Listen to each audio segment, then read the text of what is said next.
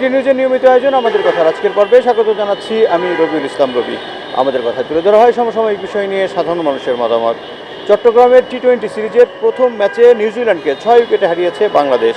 আজ আমরা তুলে ধরবো এ বিষয়ে সাধারণ মানুষের অনুভূতির কথা। তার আগে চলুন দেখে আসি বিষয়টি নিয়ে একটি প্রতিবেদন।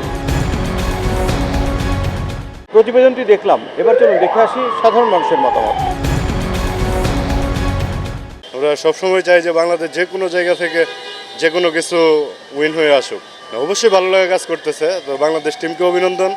সেই সাথে আরও চাই যে যাতে ভবিষ্যতে ভালো করতে পারে, সিরিজটা যাতে ভালো করে জিততে পারে। আমি বাংলাদেশ দলের সর্বাঙ্গীন সাফল্য কামনা করছি এবং ভবিষ্যতে যাতে আরও জিতে এবং আমাদের দেশকে উজ্জ্বল শিখরে নিয়ে যায় এই আশাই করি। এবং দর্শকদেরকেও ধন্যবাদ। আপনারা অবশ্যই খেলা দেখবেন এবং দেশের গুণগান করবেন। আপনার বাংলাদেশ এখন তো বিশেষ ক্রিকেট খেলাতে খুব উদীয়মান। ইতিমধ্যে বেশ কয়েকটা আন্তর্জাতিক সুখ্যাতি অর্জন করেছে এবং গতকালকে নিউজিল্যান্ডের সাথে যেটা সেটাও একটা গৌরবের বিষয় বলে আমরা মনে করি।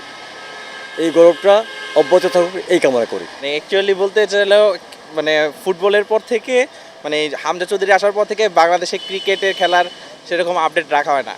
আগে আমার কাছে হচ্ছিল কোনো খেলার আপডেট রাখা মানে বাংলাদেশের ক্রিকেটের হলো আপডেট, বাংলাদেশ খেলতেছে মানে ওই আপডেট রাখা। এখন যেহেতু বললেন যে 6 উইকেটে জিতলো নিউজিল্যান্ডের সাথে প্রথম টি-20, এটা খুবই ভালো লাগতেছে। তাহলে বাংলাদেশের খুবই ভালো হয়েছে, ভালো পারফরমেন্স করছে অবশ্যই।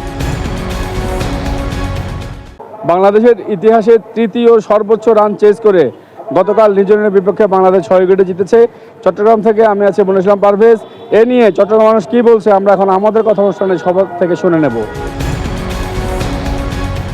যেভাবে টি-20তে একটা মনোভাব হচ্ছে কি অ্যাগ্রেসিভ মনোভাব, যে মানে বল হিসাব করে বল ডট না খেলে কীভাবে মারতে হবে, কালকে বাংলাদেশ তা প্রমাণ করে দেখাইছে। কারণ আমাদের বাংলাদেশে কী ছিল যে খেলবো হয়তো জিতলে জিতবো না জিতলে নাই, কিন্তু এখন মনে হচ্ছে না আমাদের রান ডিফেন্ড করে জিততে হবে, 100-200 কি 200 হলেও জিততে হবে। কিন্তু আমাদের বাংলাদেশের করে দেখাচ্ছে দিন দিন মানে কি দিন উন্নতি করতে যাচ্ছে বাংলাদেশ। মাঝখানে দেশের ক্রিকেটের অবস্থা খুবই খারাপ ছিল, আমরা খুবই ডিসঅ্যাপয়েন্টেড ছিলাম। So they are coming back from that, so it's a good sign. So government is taking good steps, যে এখন ভালো করবে ওরা আশা করি গোয়িং ফরওয়ার্ড। ক্রিকেট আমাদের আসলে আবেগ, আমাদের বাঙালিদের আবেগ। তো আমরা চাইবো ক্রিকেট সম্পূর্ণ রাজনীতি মুক্ত থাকুক, পলিটিশিয়ান মুক্ত থাকুক। আমরা বাংলাদেশ হিসেবে চাই আমরা সবাই যেন ক্রিকেটটা এনজয় করতে পারি, যেন আমাদের খেলোয়াড়রা যেন তাদের চাপ মুক্ত হিসেবে যেন ক্রিকেটটা খেলতে পারে, যেন আমরা সফলতার সেরা জায়গায় যেন আমরা পৌঁছতে পারি।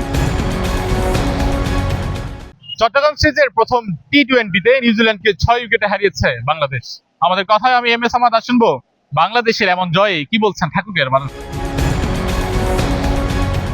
এই ধরনের বাংলাদেশের অ্যাপ্রোচ এবং ব্যাটিং এ এই ধরনের উন্নতি খুব দরকার, যে টি-20 অ্যাপ্রোচে টি-20 স্পেশালিস্ট কিছু ব্যাটসম্যানকে নিয়ে কাজ করা দরকার, যে এই ধরনের টি-20 ব্যাটসম্যান তারা শুধুই টি-20 খেলবে। তাহলে আশা করা যায় ভবিষ্যতে বাংলাদেশ আরো সাফল্য অর্জন করতে পারবে। আমরা প্রত্যাশী বিশ্বকাপ আমরা জিতবো টি-20, এই যে আমরা আশাবাদী। ম্যাচটিতে দেখলাম যে অসাধারণ ব্যাটিং করেছেন, যেরকম বিশেষ করে তাহিদ হৃদয় আর তানজিদ তামিম, তাদের যে ব্যাটিং শেষের দিকে পারভেজ ইমনে তো চেস করে আসলে প্রায় 200 কাছাকাছি রান, এটা আসলে খুবই কঠিন। তো ভালো লাগছে আসলে, দিন শেষে বাংলাদেশ যখন ক্রিকেটে জিতে তখন আসলে আমাদের একটা ভালো লাগা কাজ করে। এই ছিল আমাদের কথার আজকের আয়োজন। আমি রবিউল ইসলাম রবি ছিলাম আপনাদের সঙ্গে। আবার দেখা হবে নতুন কোনো বিষয় নিয়ে, নতুন কোনো পর্বে। সেই পর্যন্ত সবাই ভালো থাকুন, সুস্থ থাকুন, সঙ্গে থাকুন এটিএন নিউজের।